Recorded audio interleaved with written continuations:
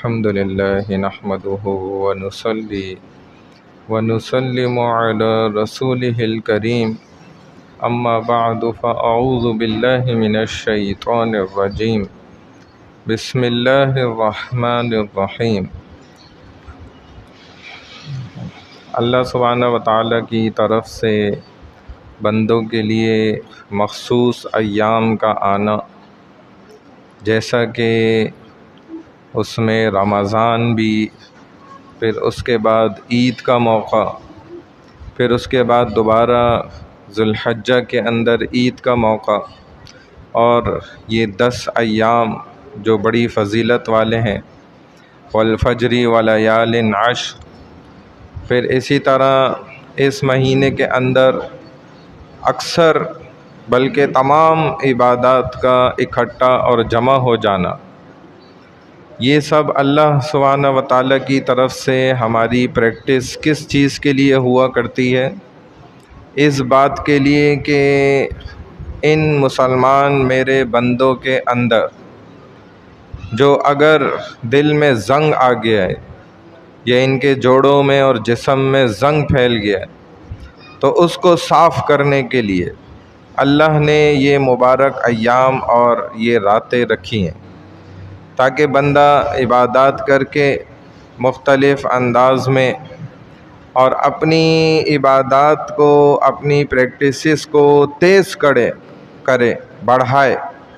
جس کو اللہ خود فرماتے ہیں قرآن میں کہ فَفِرُّوا إِلَى اللَّهِ، اللہ کی طرف دوڑ لگاؤ،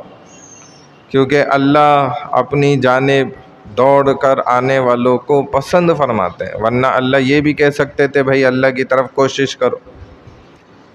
رینگ کر آنے کی، چل کر آنے کی، لیکن اللہ نے دوڑ کا لفظ فرمایا فَفِرُّوا، یہ دوڑ کے لیے استعمال ہوتا ہے۔ یعنی کیا مطلب کہ جس قدر انسان کی پوری طاقت ہے اس کے ساتھ اللہ کی طرف دوڑ لگا۔ وہ کہتے ہیں نا، علامہ اقبال کا شعر بھی ہے نا، جو باد مخالف سے ہوا چلتی ہے اے عقاب، تو یہ چلتی ہے تجھے اونچا اڑانے کے لیے۔ یہ جو الٹ مخالف سمت کی جانب سے اللہ نے جو بندے کے لیے سختیاں اور قربانیاں رکھی ہوتی ہیں، اس کا مقصد ہی کیا ہے کہ اپنے بندے کو اونچے مقام کی طرف پہنچانا۔ یہ اللہ خود چاہتا ہے۔ بندے کو تو محسوس ہوتا ہے، لگتا ہے کہ میرے اوپر بڑی تکالیفیں آ رہی ہیں، بڑی مشکلات کے پہاڑ مجھ پر ٹوٹ رہے ہیں، اور بڑی آزمائشیں مجھ پر آ رہی ہیں، اور میرے لیے تو لگتا ہے دنیا میں کوئی آسانیاں اور آسائشیں اور جو ہے نا نرمی کا معاملات ہے ہی نہیں۔ حالانکہ یہ غور کرنے کی بات ہے، شریعت سے یہ بات پتہ چلتی ہے کہ اللہ عام طور پہ بلکہ زیادہ تر اپنے پسندیدہ اور مبارک اور اپنے جو چاہنے والے لوگ ہوتے ہیں نا، ان پر زیادہ تکالیف اور مشکلات اور مصائب کو ڈالا کرتا، کیونکہ آزمائش کا امتحان ہوتے ہی اپنوں کے لیے، غیروں کے لیے کوئی امتحان نہیں ہے۔ اسی لیے اللہ سبحانہ وتعالی نے دنیا کی آسائش اور آرام اور یہ سکون سارا جو ہے نا، آپ غور کریں تو غیر مسلموں میں تقسیم کر دیا کہ ان کے لیے یہ دنیا مکمل طور پر ایک طرح سے سمجھ لیا جائے تو جنت ہے، چونکہ مرنے کے بعد انہوں نے دنیا میں جتنے بھی اچھے اور بھلے کام کیے ہیں اس کا کوئی صلہ نہیں ملنا، اور وہ اللہ سے مانگ بھی نہ سکے آخرت میں کہ ہم نے تو اتنے بڑے بڑے رفائی کام کیے تھے، اور انسانیت کی ہمدردی میں ہم نے کیسے کیسے کام کیے اور کیا کیا، تو اس سب کا ریٹرن اور بدلہ تو اللہ بھی پھر فرما سکتے ہیں کہ بھئی تمہاری دنیا کی زندگی کو نہیں دیکھتے بغور، غور سے دیکھو تو تمہیں دنیا کی زندگی میں ہم نے کوئی تکلیف پہنچنے دی؟ دنیا میں بھی تمہیں کس قدر جو ہے آسائشیں اور نعمتیں حاصل تھیں، چنانچہ یہ اس کا بدل ہے جو انہیں ادھر ہی ملتا ہے۔ تبھی صحابہ کو اگر تھوڑا سا نعمت مل جاتی تھی نا، تھوڑا سا 2 وقت کی روٹی اگر پیٹ بھر کے مل جاتی تھی، تب وہ ان کے آنسو نکل آتے تھے، رونے لگ جاتے تھے کہ ہائے کاش کہیں ایسا نہ ہو رہا ہو کہ جو ہم نے اتنی گزشتہ زمانے میں تعذیبیں، مصائب، مشقتیں اور مصیبتیں اٹھائی ہیں، کہیں اس کا بدل اللہ ادھر ہی تو نہیں دینے لگ رہے۔ ان کو تو یہ خوف کھاتا تھا، ہم تو سونے کا نوالا بھی اور دن رات ماشاءاللہ اچھے سے اچھا کھانا کھا کے بھی اور اچھی سے اچھی نعمت سے استفادہ اٹھا کر بھی ہمیں اس بات کا احساس قطعی طور پر ہوتا ہی نہیں ہے۔ کبھی بھی ہمیں کبھی بھی یہ محسوس نہیں ہوتا کہ کہیں ایسا تو نہیں ہے کہ اگر ہم نے کوئی نیکی کی بھی ہے اور اللہ کی فرما برداری کی بھی ہے تو اس کا بھی بدل ہمیں ادھر ہی تو نہیں مل رہا، کیونکہ اتنی نعمتیں اللہ کی طرف سے مل رہی، ہم گھبرا جائیں، پریشان ہو جائیں۔ تو ایمان کا ایسا درجہ حاصل ہو جائے جو صحابہ کو دیکھیں حاصل، تو بھائی یہ عبادات کی کثرت سے، یہ جتنے بھی ایام آتے ہیں اور یہ مبارک راتیں آتی ہیں، یہ اس امت کے لیے اللہ نے بہت بڑی نعمتیں رکھی ہیں۔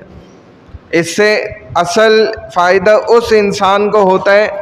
کہ جس کو خود پتہ چل جاتا ہے کہ پہلے سے زیادہ میں اب عبادت میں آگے بڑھ گیا ہوں، پہلے سے زیادہ اب میں اپنے معمولات اور اعمال کے اندر اور مزید میں نے ترقی حاصل کر لی، کیونکہ عمر کے ساتھ ساتھ انسان تجربہ اور بہت کچھ سیکھتا ہے نا۔ تو کیا عبادات کرتے کرتے جو ایک عمر گزر گئی تو ہم عبادت کے اندر کیوں اب تک جو ہے مزید ترقی نہیں کر پا رہے،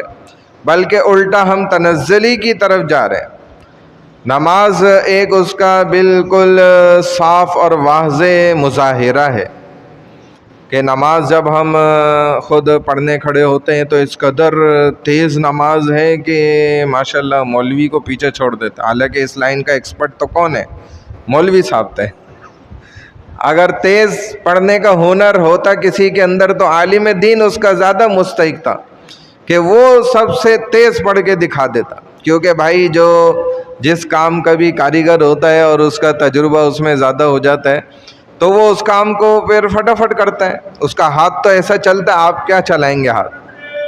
تو نماز کا ایکسپرٹ تو کس کو ہونا چاہیے؟ مولوی صاحب۔ لیکن دیکھنے میں یہ آتا ہے کہ مولوی صاحب تو ماشاءاللہ 20 منٹ کی نماز پڑھ لیں، لیکن ماشاءاللہ ہمارے جو دنیا دار لوگ ہیں وہ سیکنڈوں کی نماز پڑھ، سیکنڈوں میں۔ تو یہ تو مقصد کھلا تضاد ہو گیا نا۔ واضح نماز جو ہے نا صلاۃ، یہ اس کا بالکل کھلا اعلانیہ اور ظاہری جو ہے نا ایک عمل ہے جو ثابت کر دیتا ہے کہ بندے کی عبادت کیا ہے، یہ ثابت کر دیتا ہے نماز۔ اسی لیے نبی علیہ الصلوۃ والسلام نے بارہا فرمایا کہ نماز یہ جاندار اور پختہ جس قدر ہوگی اتنے ہی آپ کے نماز کے باہر کی زندگی کے اعمال اس قدر پختہ اور مضبوط ہو جائیں گے، اور نماز جتنی کمزور ہوگی اور ڈھیلی ڈھالی ہوگی اور تیز ترین ہوگی اور جس کو کہا جائے کہ وہ جی تیز رفتار، تیز گام کہتے ہیں نا، نائٹ کوچ جو چلے جائے رکے ہی نہ، ٹکے ہی نہ کہیں، تو بس پھر اگر ایسے تیز رفتار ہے عبادت تو پھر تو کیا ہی کہنا، پھر تو اس کا مطلب ہے کہ تجربہ نہیں آ رہا بلکہ اور نہ تجربے کار بنتا چلا جا رہا ہے بیچارہ۔ تو بھائی یہ ہماری عبادات کے اندر بہت ٹھہراؤ آ جانا چاہیے، بہت ہی سکون آ جانا چاہیے۔ ہماری نماز تو اپنی جو انفرادی ہے نا، خصوصاً جماعت تو ہم اب لوگوں کی آسانی کے اعتبار سے جو ہے نا تھوڑا سا مختصر ہی پڑھانی پڑتی ہے، کیا کریں، کمزوری کی طرف آ گئی انسانیت۔ لیکن انفرادی نماز کے اندر لوگوں کے سامنے کی میں بات نہیں کر رہا، لوگوں کے سامنے آپ بھلے پڑھ لیں جیسے، لیکن جب آپ اکیلے پڑھیں تو ایسی سکون والی نماز ہو جو رسول اللہ صلی اللہ علیہ وسلم جو نماز پڑھتے تھے۔ چلو آپ علیہ السلام کے درجے کو نہیں پہنچ سکتے، کم از کم اس کے قریب کوئی شکل صورت تو نماز ہو ہماری، کہ کچھ وقت تو نماز کو ہم دیں، کچھ وقت تو دعا کے لیے ہم مختص کریں۔ لیکن اس کے اظہار سے، برملا اظہار سے جو ہے نا بڑا افسوس ہوتا ہے دیکھ کر کہ اس قدر تیزی کے ساتھ پڑھی جا رہی ہے کہ جو ناقابل قبول ہے، انسان دیکھ کر اس کو ریجیکٹ کر دے۔ دنیا میں آپ لوگوں کو دیکھتے ہیں نا کیسے وہ ہمارے کاغذوں کو ریجیکٹ کر دیتے ہیں، حالانکہ صحیح ہوتے ہیں لیکن ایسے اٹھا کے پھینک دیتے ہیں فائلیں کہ جاؤ اس میں یہ مسئلہ ہے، اس میں یہ وہ کمی ہے، یہ لگاؤ وہ لگاؤ، فلانا کرو یہ کرو۔ اور بادشاہوں کے بادشاہ سے ہم یہ طلب رکھتے ہیں، یہ چاہتے ہیں، یہ ڈیمانڈ رکھتے ہیں کہ وہ ہماری ہر طرح کی عبادت کو فوری ایکسیپٹ کر لے، قبول کر لے، ٹھپا مار دے. کیا یہ ممکن ہے؟ آپ خود سوچیں. دنیا کے لوگ نہیں چھوڑتے. تو بھائی ہم اپنی نماز کو بھی نا، اور اپنی عبادات کو بھی، اور یہ جو ایام و لیل آتے ہیں، ان کا اصل مقصد ہی یہی ہے آنے کا، کہ ہماری عبادات میں اور زیادہ جو ہے نا چمک پیدا ہو جائے، اور زیادہ وہ مضبوط نظر آنے لگ جائے. اور اگر ہم نے اب تک سیکھا نہیں ہے تو ہمیں سیکھنا چاہیے. اپنی عبادات کو بھی، ہر عمل کو ایک عالم کے سامنے پیش کریں کہ میں ایسے کرتا ہوں، یہ قابل قبول ہے نہیں ہے، اتنے سیکنڈ میں ادھر رکتا ہوں، اتنے سیکنڈ کا یہ رکوع کرتا ہوں، ایسے میں سجدہ کرتا ہوں، ایسے میرا فلانی عبادت ہے، ایسے میں یوں کرتا ہوں. پیش کریں ہم، اور انشاءاللہ اس کو ٹھیک کریں. اللہ ہم سب کو عمل کی توفیق عطا. سبحان اللہ و بحمدہ، سبحانک اللہم و بحمدک، نشہد ان لا الہ الا انت، نستغفرک و نتوب الیک، برحمتک یا ارحم الراحمین.